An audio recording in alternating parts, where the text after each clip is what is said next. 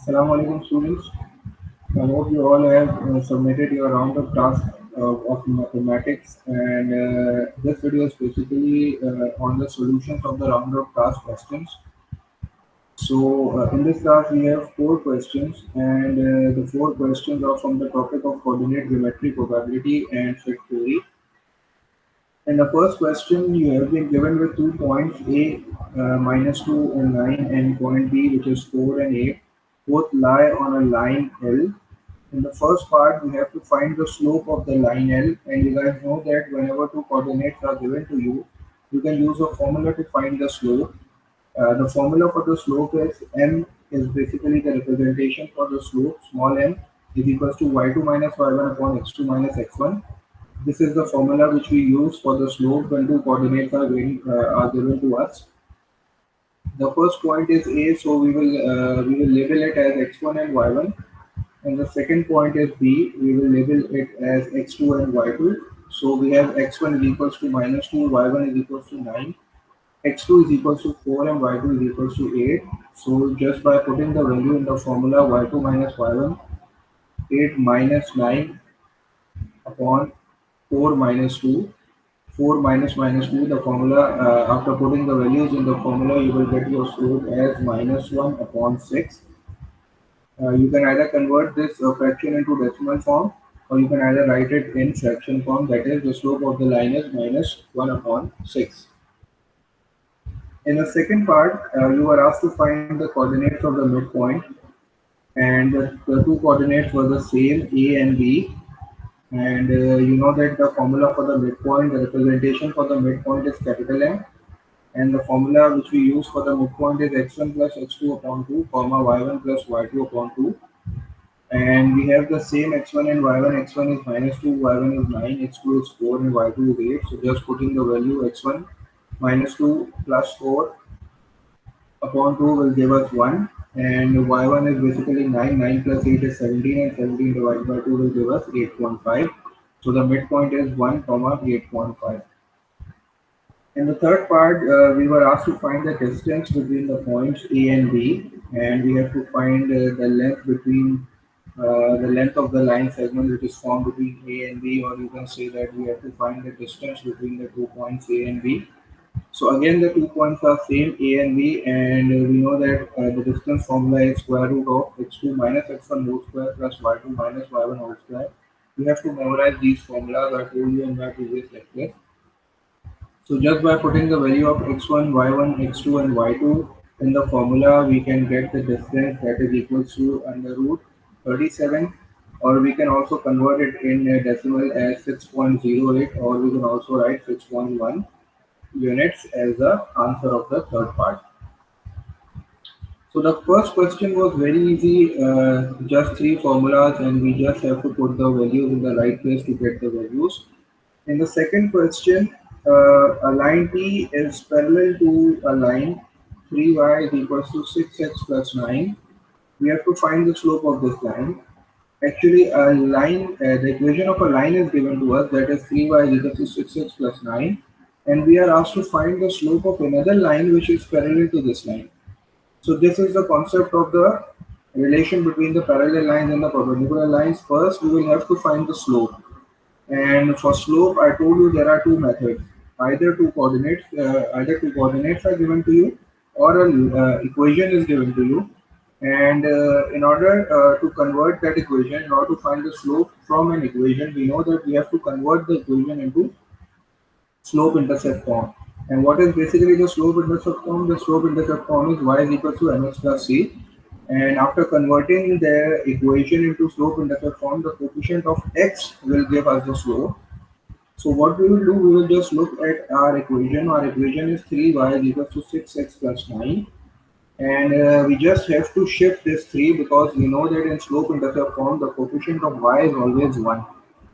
So we will just shift this 3 on the other side, and it will get divided by both 6x and 9, and my final equation will be y is equals to 2x plus 3. And on comparing this with the slope intercept form, I can clearly see that the coefficient of x is 2, so the slope is 2. So the slope of the line is 2. Now comes the part, since I have to find the slope of a line which is parallel to this line. So the line T is basically parallel to this line. And I know that when two lines are parallel, their slope is same. So if the slope is equals to 2, the parallel line will also have a slope is equals to 2 because the parallel lines both have slope equals to same. In the next part, I have been given another line, line R, which is basically perpendicular to the same line, which has been mentioned in question number 2, that is 3y is equals to 6x plus 9. So what will I do? I will again convert this form into slope intercept form, and I will find out the coefficient of x, that is equals to 2. And now I will use the relation of the perpendicular lines. I know that when two lines are perpendicular, their product, the slope of the product is equals to -1, or I can also use this formula m1 is equals to -1 upon m2. So I can also use a trick, that is reciprocal and opposite sign. So I know that the slope of the given line is 2, and I have to find the slope of a line that is perpendicular which is perpendicular to this line. So what will I do? I will just make it reciprocal. The reciprocal of 2 is 1 upon 2, and I have to change the sign. I have to make the sign opposite. Since the original sign was plus, so I will have to write minus. So the slope of the equation of the line which is perpendicular to this line is m is equals to minus 1 upon 2. So this question was basically on the slope relation between parallel and perpendicular lines. In question number three is basically related to the set theory, and question number three is a very lengthy question because a lot of working is required in this question. So starting with our question, we have been given with some sets. We have a universal set, and in which we have members from 2 to 30. This is basically set builder form, and we have to list the elements first, and then we have to solve the parts which are given below. So universal set is basically members, all the members from 2 to 30. So I will write all the members from 2 to 30 in my universal set. So 2, 3, 4, 5, 6, 7, 8, 9, 10, all the way to 30. This is my universal set. I know that universal set is represented by E.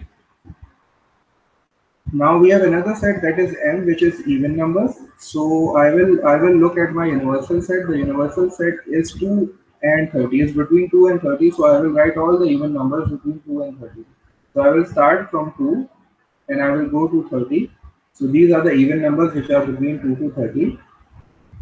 We have a set P that has all the prime numbers. Again, the limit is 2 to 30. So I will start it from 2 because 2 is a prime number. 1 is not a prime number, and I will not include. I will always start from the 2 because the limits of the universal set is between 2 and 30. So I will start the prime number set from 2, 2, 3, 5, 7, 11, 13, 17, 19, 23, and 29 are the members of the set P, and we have another set that is T, which is the odd number set, and I know that odd number starts from 1, but since my limit is from 2 to 30, so I will start it from 3 and I will go to 29 because 30 is not a prime number.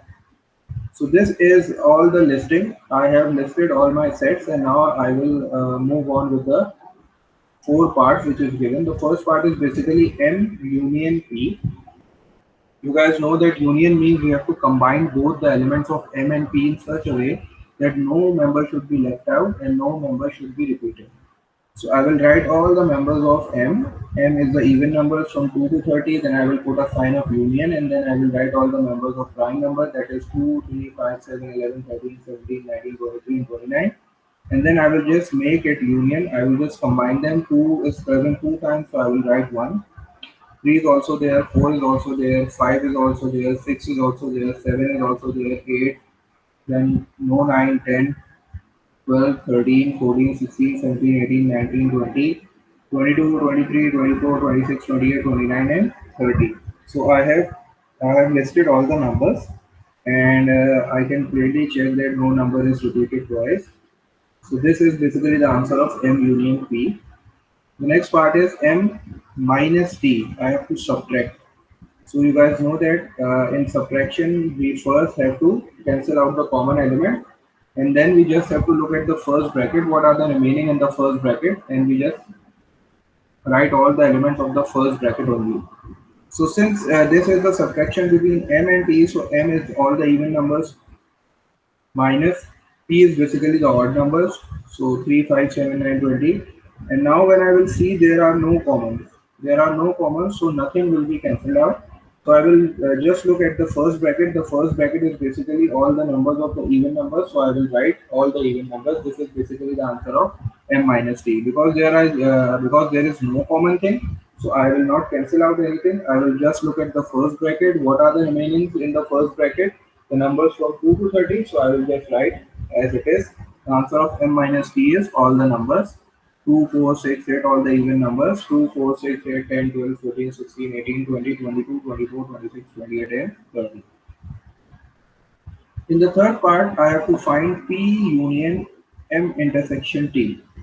P union M intersection T. So first I will find M intersection T. M intersection T, M is basically all the even numbers and T is all the odd numbers. So there is nothing common between M and T. So I will write M intersection T means any common element between M and T? No, there is no common element, so I will write empty set. So now the answer of M intersection T is empty set. So I will now take the union of P and empty set. So since empty set means nothing, so I will just write all the members of the P set, that is the prime numbers 2 to 29, 2, 3, 5, 7, 11, 13, 15, 17, 19, 23, 29 is the answer of P union M intersection T.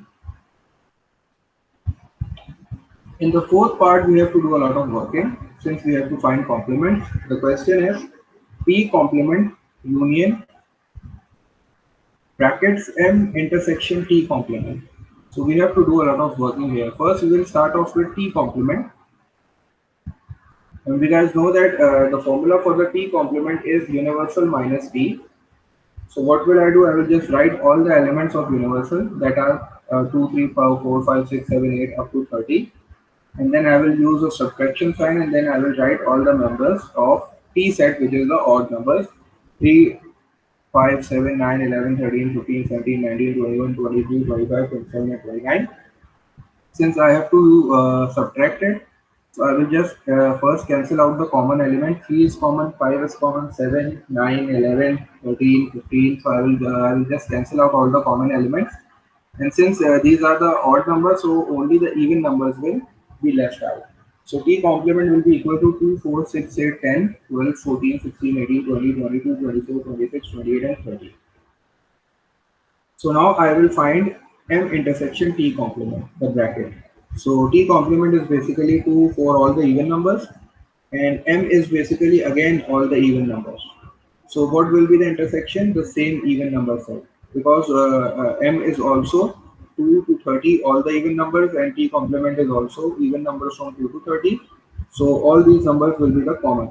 So M intersection T complement will be the same as M, that is 2, 4, 6, 8, 10, 12, 14, 16, 18, 20, 22, 24, 26, 28, and 30. So now I will be moving with P complement. P complement, we know that universal minus P, universal has all the numbers from 2 to 30, and P is basically the prime numbers. So I will now since I have to find the subtraction, so I will now just cancel out the common elements, and the answer of P complement will be 4, 8, 9, 10, 12, 14, 15, 16, 18, 20, 21, 22, 24, 25, 26, 27, 28, and 30. So the last part, I have to find the intersection. I have to find the union between P complement and M intersection T complement. N intersection T complement is basically all the even numbers, and P complement is this one, which I have found out recently. And since I have to find the union, so I have to combine all the elements. And when I will combine all the elements, my final answer will be 2, 4, 6, 8, 9, 10, 12, 14, 15, 16, 18, 20, 21, 22, 24, 25, 26, 27, 28, and 30. So this was all about set theory, and you know that in set theory you must know how to find union, intersection, complement, subtraction. The next question is about probability, and this is a very interesting question. In this question, we have an 8-sided fair die, and it is rolled twice. I have to roll a six-sided pair die twice, and I have to find the product of the two numbers, the scores which are coming. I have to find in the product of them, and then I have to complete the possibility diagram. So this is basically the possibility diagram of a eight-sided pair die. Since I have rolled it twice, so I will just write the numbers from 1 to 8, and then I will use a sign of multiplication since I have to find the product, and then I will again write 1 to 8, and then I will start multiplying. 1 multiplied by 1 is 1, 1 multiplied by 2 is 2, 1 multiplied by 3 is 3, 4, 5, 6, 7, 8. This is basically the tables. This is the table of 1, this is the table of 2, 2, 4, 6, 8, 10, 12. This is the table of 3, this is the table of 4, this is the table of 5, this is the table of 6, this is the table of 7, and this is the table of 8. So the total outcomes is basically 8 multiplied by 8, that is equal to 64. You can also count them. They are equal to 64. 8 multiplied by 8 is 64. So the total outcomes is 64. So since in the first part I have to complete the possibility diagram, and then I have to find the answers of some questions. And the first part is I have to find the probability of getting a prime number. I have to find the probability of getting a prime number. I know that the total outcomes is 64, and I know that prime numbers are those numbers which only come in their own table and the table of 1. That is, there are only two factors.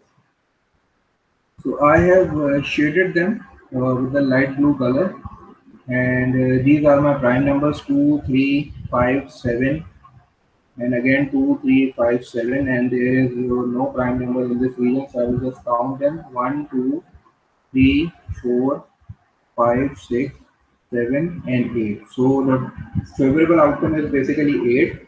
There are only 8 prime numbers, and since I have to find the product, I have already find the product. I just have to count the numbers from here.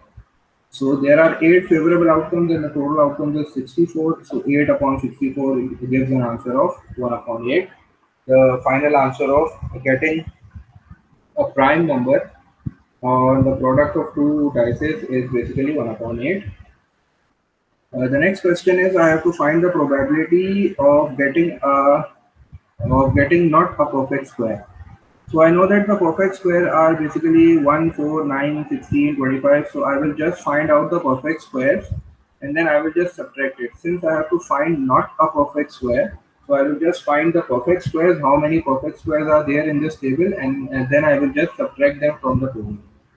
So these are in the brown color. These are basically the perfect squares: 1, 4, 9, 6, 25, 16, 25, 36, 49, 64. 16 is also here 2 times, and 4 is also here 2 times. So I will just count them. So they are basically 12. They are basically 12, and you can also count them 1, 2, 3, 4, 5, 6, 7, 8. This is 9, this is 10, this is 11, and this is 12. So basically there are 12 perfect squares. So how many are not perfect squares? So 64 minus 12 is equals to 52. So 52 are the numbers which are not perfect square, and 64 is the total outcome. And on reducing, I will get the final answer as 13 upon 16. The next part is basically I have to find the probability of getting a multiple of 5. This is basically a very important question because it has two answers. Uh, Either you can solve this question by making search these favorable outcomes. You can also make these favorable outcomes like this: 1 5 5 1 2 5 5 2 3 5 5 3 4 5 5 4 5 5 5 5. I have to write 5 5 two times, then 6 5 5 6, then 7 5 5 7, then 8 5, and 5 8. So this will give me a total of 16. This will give me a total of 16. So I can use this method also, or I can just count the multiples of 5 which are present inside this table. If you are solving it with this technique by listing the favorable outcomes, you can get an answer of 1 upon 4, because you will write 5 and 5, 5 and 5 two times. But when you will be solving it with this table, you will be just counting 25 only one. So you will be getting an answer of 15 upon 64. So so I will be solving this by this table since I have to find a multiple of 5. So multiple of 5 is basically this row: 1, 2, 3, 4, 5, 6, 7, 8, and again this row: 9, 10, 11, 12, 13, 14, 15. So I am not counting 25 two times if I am going with this strategy. So then my answer will be 15 upon 64, or you can also solve it by this method in which we have to list all the favorable outcomes. In this method, you will be writing 5 and 5 two times. So you will be getting a total of 16, and on reducing 16 upon 64, your final answer will be equals to 1 upon 4. So these two answers, both answers are correct. It depends upon your method, which method you are using. So I will be accepting both the answers. 15 upon 64 or 1 upon 4 is basically correct. So the fourth part is basically I have to find the probability of getting a number less than or equal to 21. So I have to count all the numbers which are less than 21 or equal to 21. So I will just start it from here. 1, because 1 is less than 21, 1, 2, 3, 4, 5, 6, 7, 8. And then again in this one 9, 10, 11, 12, 13, 14, 15, 16. 17, 18, 19, 20, 21, 22, 23. I will not take 24 because it is greater than 21. So 23, 24, 25, 26, 27, 28. Again 29, 30, 31, 32. Again 34, 35, 36, 37, 36, 37, 38, 39, and 40. So this is basically giving me an answer of 40. The total is basically coming out to be 40. You can also count them again. So the numbers which are less than or equal to 21 is 40, and the total outcome is basically 64. So 40 upon 64 on reducing will give me an answer of 5 upon 8.